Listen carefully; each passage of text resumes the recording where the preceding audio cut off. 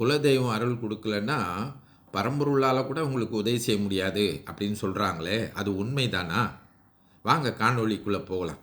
தென்னாடுடைய சிவனே போற்றி, எந்நாட்டவருக்கும் இறைவா போற்றி. அனைவருக்கும் வணக்கம். இந்த காணொளியில அண்மை காலமா கொஞ்சம் பேர் காணொளிகள் எல்லாம் போடுறாங்க. எப்படி போடுறாங்க அப்படின்னு சொன்னா, குலதெய்வம் உங்களுக்கு அருள் கொடுக்கலன்னா, அந்த பரம்பொருள்லாம் கூட உங்களுக்கு அருள் கொடுக்க முடியாது அப்படின்னு சொல்றாங்களே.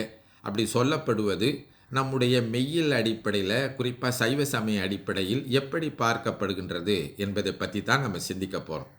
இன்னும் கூட ஒரு சிலர் சொல்கிறாங்க, இந்த குலதெய்வத்தை வழிபடுவதும் பரம்பொருளை வழிபடுவதும் ஒன்றுதான், இதெல்லாம் ஒன்று தான், இது வேற வேற இல்லை அப்படின்னு சொல்கிறாங்களே. இதையும் சைவம் எப்படி சொல்கின்றது என்பதை பற்றி தான் பார்க்க போகிறோம். இப்போது அவரவர் விரும்புகின்ற கடவுளை வழிபடலாம், அவரவர் விரும்புகின்ற நெறியில் நிற்கலாம் என்று நம்முடைய சமயத்தில் சொல்லப்பட்டிருந்தாலும், நம் சமயத்தில் இப்படி அவரவர் விரும்புகின்ற நெறி வழிபாடு, கடவுள் வழிபாட்டு முறை என்பது பக்குவ அடிப்படையில் செய்து கொண்டிருக்கின்றார்கள். எங்காவது ஒரு இடத்துல தொடங்கி தான் மேல்நிலையை அடைய வேண்டும் என்று சைவம் குறிப்பிடுகின்றது. அந்த அடிப்படையில் நாம் அந்த குலதெய்வ வழிபாடு அல்லது மரபு வழிபாடு என்பது என்ன, பெருந்தெய்வ வழிபாடு என்பது என்ன என்பதை, அவற்றிற்கிடையில் இருக்கின்ற வேறுபாட்டை இதற்கு முன்னால் உள்ள காணொளியில் நம்ம பார்த்துருக்குறோம். அப்போது இந்த குலதெய்வம் அருள் கொடுக்காவிட்டால் பரம்பொருள் அருள் கொடுக்க முடியாது என்பதை பற்றி சைவம் என்ன சொல்கின்றது என்று சொன்னால், சைவம் அதற்கு சில வரையறைகளை சொல்கின்றது. குறிப்பாக சிவஞான சித்தியார் என்கின்ற நூல் ஒரு கருத்தை சொல்கின்றார். சிவஞான சித்தியார் என்பது தமிழ் சைவர்களுக்கு இருக்கின்ற மெய்கண்ட நூல்களில் சிவஞான போதத்தை அடுத்து சிவஞான சித்தியார் என்கின்ற நூல் சிவஞான போதத்துக்கு விரிவாக நம்முடைய சைவ சித்தாந்த கொள்கைகளை, மெய்யியல் கோட்பாடுகளை அருணந்தி சிவம் என்று விளக்கி இருக்கின்றார். அதில் ஒரு பாடல் சொல்லுது. அது என்ன சொல்லுதுன்னா, யாதொரு தெய்வம் கொண்டீர் ஆங்கு அத்தெய்வமாகி மாதொரு பாகனார்தாம் வருவர். முதல்ல என்ன சொல்லுதுன்னா, நீங்கள் என்ன கடவுளை கும்பிட்டாலும், குலதெய்வத்தை கும்பிட்டாலும் சரி, பெருந்தெய்வத்தை கும்பிட்டாலும் சரி, காவல் தெய்வத்தை கும்பிட்டாலும் சரி, அதில் சிவபெருமான் தான், அதாவது உமையை ஒரு பாகமாக கொண்டிருக்கின்றாரே மாதொரு பாகர், அவர்தான் நின்று அருள் செய்வார். யாதொரு தெய்வம் கொண்டீர் ஆங்க தெய்வமாகி மாதொரு பாகனார்தாம் வருவர் அப்படி சொல்லிட்டு அடுத்து தான் சொல்கிறாங்க, நீங்கள் அந்த நிலையிலிருந்து அடுத்த நிலைக்கு போக வேண்டுமானால் மற்ற தெய்வங்கள் வேதனைப்படும், பிறக்கும் இறக்கும் மேல்வினையும் செய்யும், ஆதலால் அவை இலாதான் அறிந்து அருள் செய்வன் அப்படின்னு நமக்கு சிவஞான சித்தியார் சொல்லுது. அடுத்த கட்டம் என்ன சொல்லுதுன்னா, நீங்கள் முதல் நிலையில் குலதெய்வம், மற்ற காவல் தெய்வம் இதெல்லாம் வழிபட்டாலும் கூட அதற்குள்ளேயும் இருந்து நீங்கள் நம்புகின்ற அந்த தெய்வ வடிவத்திலிருந்து சிவபெருமான் தான் அருள் செய்வான். இருப்பினும் அதையே பிடித்து கொண்டு இருந்து விடக்கூடாது, அதற்கு மேலே வரணும். ஏன்னு கேட்டிங்கன்னா, நாம் வழிபடுகின்ற இந்த குல தெய்வங்கள், காவல் தெய்வங்கள் எல்லாம் பிறப்பவை இறப்பவை, அவை பிறக்கும் இறக்கும் மேல்வினையும் செய்யும் அப்படின்னு சொன்னால் அவற்றிற்கு விருப்பு வெறுப்பு உண்டு. அடுத்து அவையும் அடுத்த பிறப்புக்கு வந்துடும். இப்போ குலதெய்வங்கள் நமக்கு தெரியும், ஏற்கனவே குலதெய்வம் காவல் தெய்வம் எல்லாம் நம்ம குலத்தில் பிறந்த பெரியவர்கள், ஊரை காத்த பெரியவர்கள், அவங்கள தான் குலதெய்வம் காவல் தெய்வமாக நம்ம கும்பிடுறோம் அப்படின்னு நம்ம பார்த்தோம். அவங்களுடைய அந்த அவர்கள் நமக்கு காட்டி சென்ற வழிமுறைகள் தான், நமக்கு பண்பாட்டு கூறுகள் தான் நமக்கு துணையாக நிற்குமே தவிர, அவர்கள் இறந்த பிறகு அவர்களும் அவர்களுடைய அடுத்த பிறவி மேல்நிலை என்கின்ற நிலைக்கு போவார்கள். அவர்கள் மறுபடியும் பிறந்து விட்டால் அவர்கள் இன்னொரு குலத்தை சார்ந்து இன்னொரு பிறவியில் இருந்து அவர்கள் வினை செய்து அவர்கள் பிறப்பு நீங்கி இறைவன் திருவடி அடைவதற்கு சென்று கொண்டிருக்கக்கூடியவர்கள். அதனால் இந்த குலதெய்வம் காவல் தெய்வம் என்பவர்கள் ஒரு பிறவியிலே நமக்கு முடிந்துவிடும்.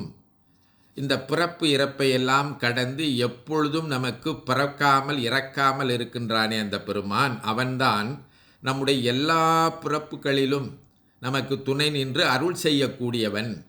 அவனே எல்லா பிறவிகளும் நம்மோடு தொடர்ந்து வருகின்றவன். குலதெய்வங்கள் எனப்படுவது இந்த பிறப்பில் நமக்கு குலதெய்வமாக இருக்கின்றவர்கள் அடுத்த பிறப்பில் நமக்கு குலதெய்வமாக இருக்க மாட்டார்கள். ஏனென்று சொன்னால் இந்த பிறவியில் ஒரு கிராமத்தில், ஒரு குடும்பத்தில், ஒரு குலத்தில் பிறந்த நாம அடுத்த பிறவியில் எங்கு இருப்போம், எப்படி இருப்போம், எந்த குலத்தில் இருப்போம், என்ன பிறவியில் இருப்போம், என்ன வாழ்க்கை வாழப்போகின்றோம், மனிதனாக இருப்போமா, விலங்காக இருப்போமா, பறவையாக இருப்போமா என்பதை பற்றி தெரியாது. அதனால் இந்த பிறவியில் குலதெய்வமாக இருந்தவர்கள் அடுத்த பிறவியில் நமக்கு குலதெய்வமாக இருக்க முடியாது. அவர்களும் இந்த பிறவியில் நம்முடைய குலத்தில் பிறந்தவர்கள் அடுத்த பிறவியில் எங்கு இருப்பார்கள், எப்படி இருப்பார்கள், என்ன பிறவியில் இருப்பார்கள் என்பது தெரியாது. எனவே இந்த குலதெய்வங்கள் பிறப்பு இறப்புக்கு உட்படும், மேல் வினையும் செய்யும், அதனுடைய ஆற்றலும் ஒரு எல்லைக்கு உட்பட்டதாகத்தான் இருக்கும். ஒரு கிராம தேவதை ஒரு கிராமத்திற்கு மட்டும்தான் குலதெய்வமாக இருக்க முடியும், காவல் தெய்வமாக இருக்க முடியும்.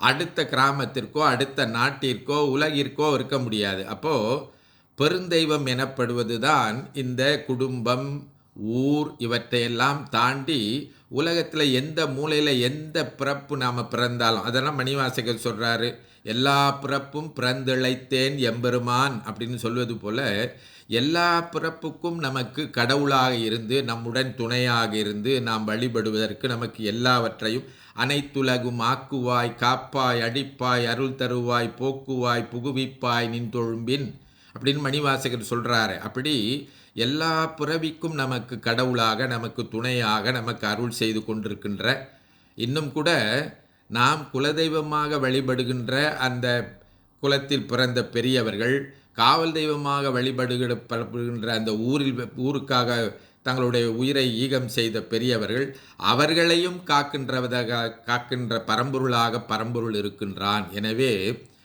கடவுள், அதாவது குலதெய்வம் அருள் செய்யவில்லை என்றால் பரம்பொருளால் கூட அருள் செய்ய முடியாதுங்கிறது தவறான கருத்து என்பது சிவஞான சித்தியார் உணர்த்துகின்ற செய்தியாக இருக்கின்றது. அப்போ சைவ சித்தாந்தம் சொல்கின்றது எல்லா வழிபாடும் ஒன்று இல்லை.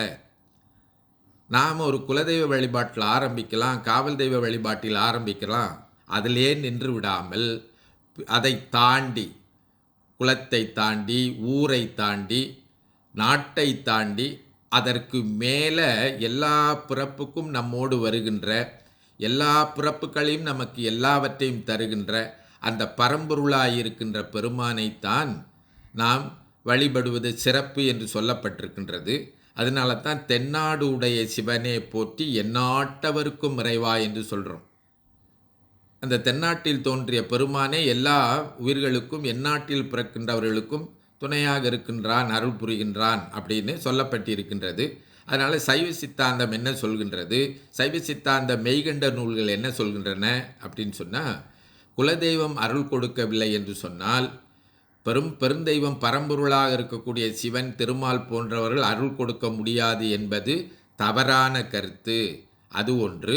அடுத்து குலதெய்வத்தை வழிபடுவதும் பரம்பொருளை வழிபடுவதும் ஒன்றுதான் என்று சொல்வதும் தவறான கருத்து என்று தெளிவாக சொல்லப்பட்டிருக்கின்றது.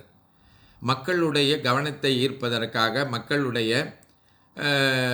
மக்களுக்கு எதை சொன்னால் பிடிக்கும் என்பதற்காக பலரும் இன்றைக்கு சமயத்தின் உண்மையான கருத்துக்களை திரித்து சொல்வதையும் மக்கள் விரும்புகின்றபடியும் சொல்வதையும் நம்ம பார்க்கிறோம். அப்போ இவற்றிலெல்லாம் எது சரி எது பிழை அப்படிங்கிறத எப்படி தெரிஞ்சுக்கிறது அப்படின்னு சொன்னால், நம்முடைய நூல்கள் என்ன சொல்கின்றன, மெய்கண்ட நூல்கள் என்ன சொல்கின்றன, எப்பொருள் யார் யார் வாய் கேட்பினும் அப்பொருள் மெய்ப்பொருள் காண்பது அறிவு என்று வள்ளுவ பேராசான் சொல்வது போல, இப்பொழுது நான் சொல்கின்ற இந்த கருத்தை கூட நீங்கள் சிவஞான சித்தியார் என்கின்ற நூலை எடுத்து இந்த பாடலை பார்த்து இதுதான் சரி என்று உறுதி செய்து கொண்டு அவற்றை பின்பற்றினால் நம்முடைய சமய கொள்கைகளை உண்மை நிலையில் பின்பற்றி உண்மையான சமய வாழ்க்கையை வாழ முடியும், உண்மையான சமய நெறியில் நிற்க முடியும் என்பதை மட்டும் சொல்லி இந்த அளவிலே நிறைவு செய்கின்றேன். தென்னாடுடைய சிவனே போற்றி, எந்நாட்டவருக்கும் இறைவா போற்றி. திருச்சிற்றம்பலம்.